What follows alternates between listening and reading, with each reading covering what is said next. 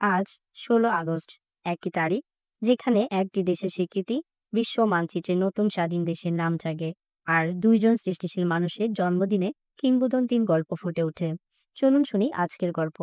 বাংলা ১ ভাদ্র ১৪৩২, আরবি ২১ সফর ১৪৪৭, ইংরেজি ১৬ আগস্ট ২০২৫ শনিবার।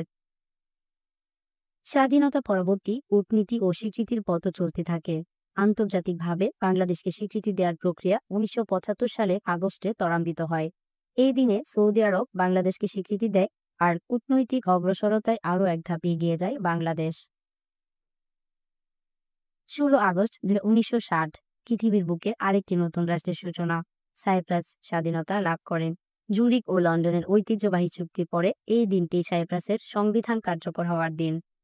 আজ জন্মদিন যাদের: ১৯৫৪ সালের ১৬ আগস্ট চলচ্চিত্রকার জেমস ক্যামেরনের জন্ম। ১৯৬২ সালের এই তারিখে বাংলাদেশের রক সঙ্গীতের অগ্রদূত আইয়ুব বাচ্চুর জন্ম। তিনি এলআরবি এর প্রতিষ্ঠাতা এবং বাংলা রককে আরেক মাত্রা দিয়েছেন। জেমস ক্যামেরনের গল্প: কানাডার ছোট শহর থেকে উঠে আসা এক কিশোর, যিনি মাটির কাজও করেছেন আর ইচ্ছা বলে বড় বড় প্রযুক্তির সাথে লড়াই করে তার ছায়া ফেলেছেন সিনেমা তৈরিতে। তিনি এমন একজন প্রযুক্তি মেলা নির্মাতা, যিনি টাইটানিক, অ্যাভাটার এমন ব্লকবাস্টার সিনেমা দিয়ে আধুনিক সিনেমার ভাষা বদলে দিয়েছেন। ক্যামেরন কেবল গল্প বলা নয়, নতুন প্রযুক্তি নিয়ে চিন্তা করেন, যেমন ডিপসি রোবোটিক্স, ভিজুয়াল ইফেক্টস ও ফটোরিয়ালিস্টিক 3D। সবকিছু মিলিয়ে তিনি সিনেমাকে এক বৈজ্ঞানিক পর্যবেক্ষণীয় শিল্পে রূপ দিয়েছেন। তার সিনেমা শুধু বিনোদন নয়, দর্শকের মন, চোখ দুটোই বদলে দেয়। আইয়ুব বাচ্চুর গল্প: চট্টগ্রামের কিশোরটি গিটারে হাত রাখার পর বাংলাদেশের রক দুনিয়ায় এক উন্মুক্ত স্রোত বয়ে গেল।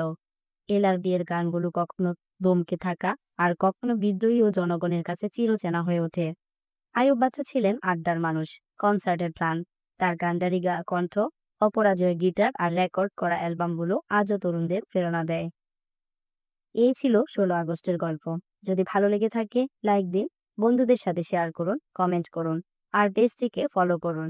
আর যদি আপনার বা আপনার কোনো প্রিয়জনের জন্মদিন হয়, তবে কমেন্টে লিখতে ভুলবেন না। আর প্রতিদিন নতুন গল্প শুনতে চোখ রাখুন তারিখের গল্পে।